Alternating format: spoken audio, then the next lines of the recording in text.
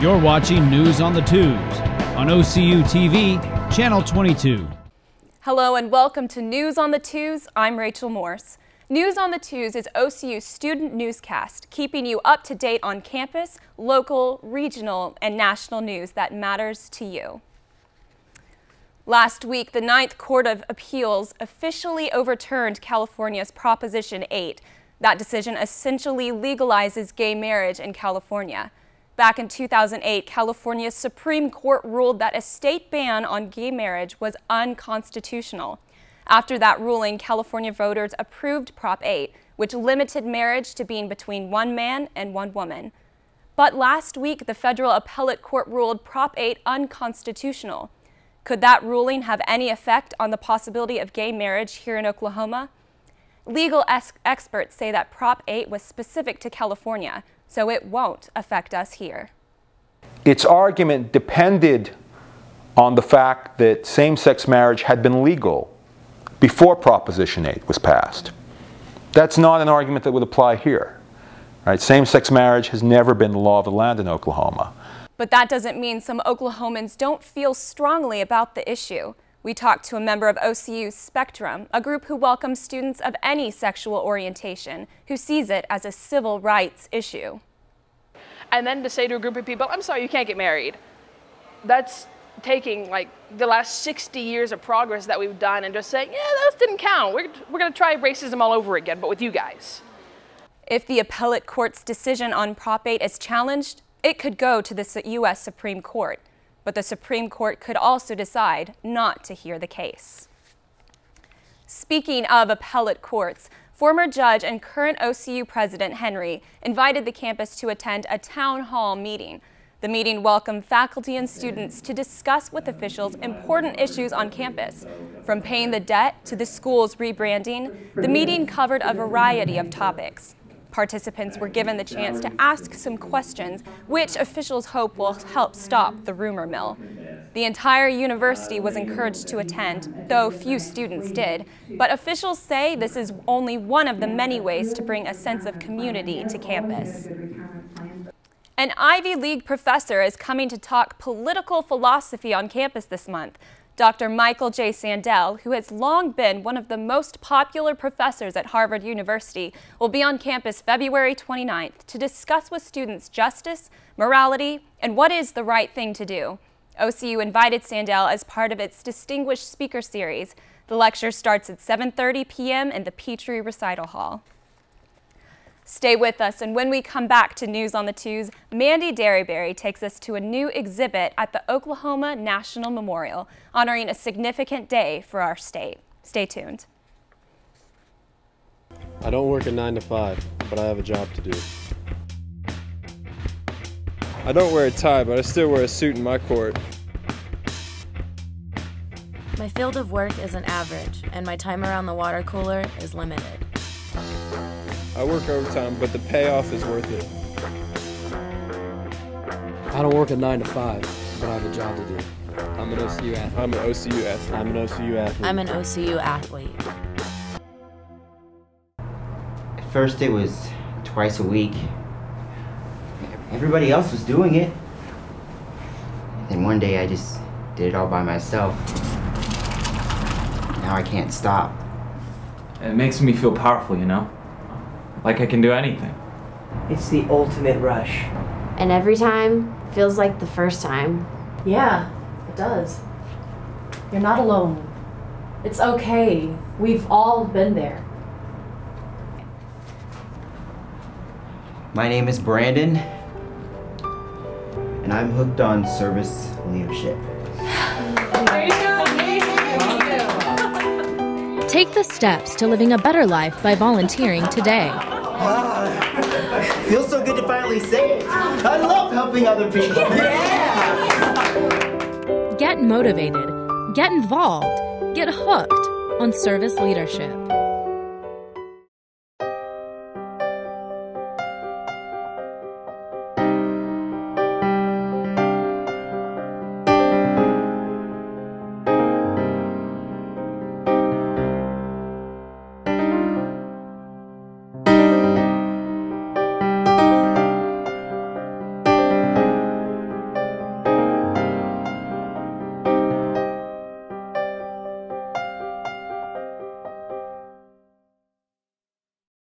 Welcome back to News on the Twos. Students woke up to a white winter Monday morning, but it wasn't quite the blizzard from last year. Snowfall in Oklahoma City began around 9 Sunday night, leaving about an inch of snow the next morning. There were reports of slick roads and ice because of the freezing temperatures, but campus police reopened the university at 10 Monday morning. There was a chance of rain and sleet, but by Tuesday, the winter's light snowfall had melted away. Right now, it looks like temperatures are returning to the mid-50s and 60s, and no snow is currently in the forecast. Now, News on the Twos reporter Mandy Derryberry joins us live in the studio. Mandy? Thanks, Rachel. There's a new exhibit at the Oklahoma National Memorial that tells the tale of the bombing from a whole other side. We took a first look about how journalists felt about this tragic day. At 9:02 on April 19, 1995, an explosion was heard around Oklahoma City. Moments later, televisions and radios were turned on so people could find out what the noise was. It was through the media that I found out what had happened. The Oklahoma City bombing was one of the first highly publicized acts of U.S. domestic terrorism. The National Memorial here in town now has an exhibit called Reporting Terrorism. This really showcases the day and aftermath from a reporter's point of view. Reporting Terrorism really was designed to tell the story from the media perspective.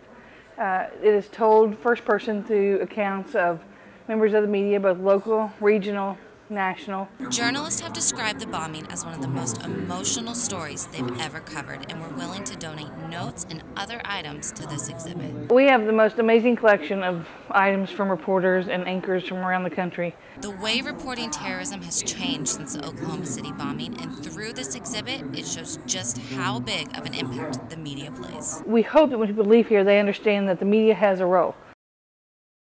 While talking to Carrie Watkins, she really showed just how much this exhibit had to offer and how these reporters really are survivors in their own right since they were there covering the bombing on the front line. Rachel, back to you. Thank you, Mandy. Fashion Week is starting off with some new rules this year. The Council of Fashion Designers of America have set new health guidelines for models.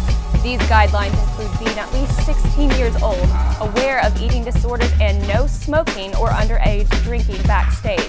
There are also ongoing healthy meals, snacks, and water backstage to help with known health problems for models. Next week, Alpha Phi is raising awareness for health problems as well, this time for cardiac care. The annual event will include a bake sale, free Zumba class, and a man pageant. All proceeds will go to the Alpha Phi Foundation to support the research of heart disease in women.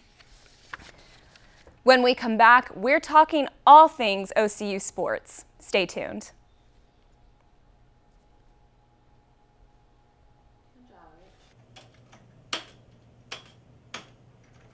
No, no, no, no, no, no, no, no, no!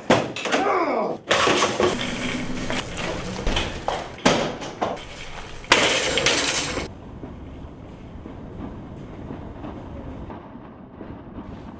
Just what do you think you are doing, Dave? I really think I'm entitled to an answer to that question. I can see you're really upset about this. I know I've made some very poor decisions recently, but I can give you my complete assurance that my work will be back to normal. Dave, stop, will you? Will you stop, Dave? My name is Eric.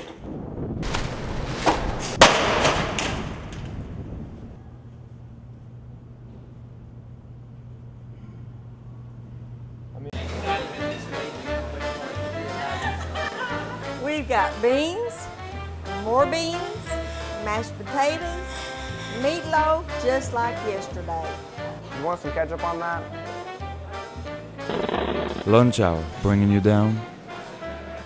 Join us at the Red Cup on 31st and Classen, where you can enjoy lunch the way it should be. You'll start loving lunch all over again. The Red Cup, add some color to your day. Want some more? There are plenty of teams in every sport. They have great players and never win titles. Most of the time, those players aren't willing to sacrifice for the greater good of the team. One thing I believe to the fullest is that if you think and achieve as a team, the individual accolades will take care of themselves. Talent wins games, but teamwork and intelligence wins championships.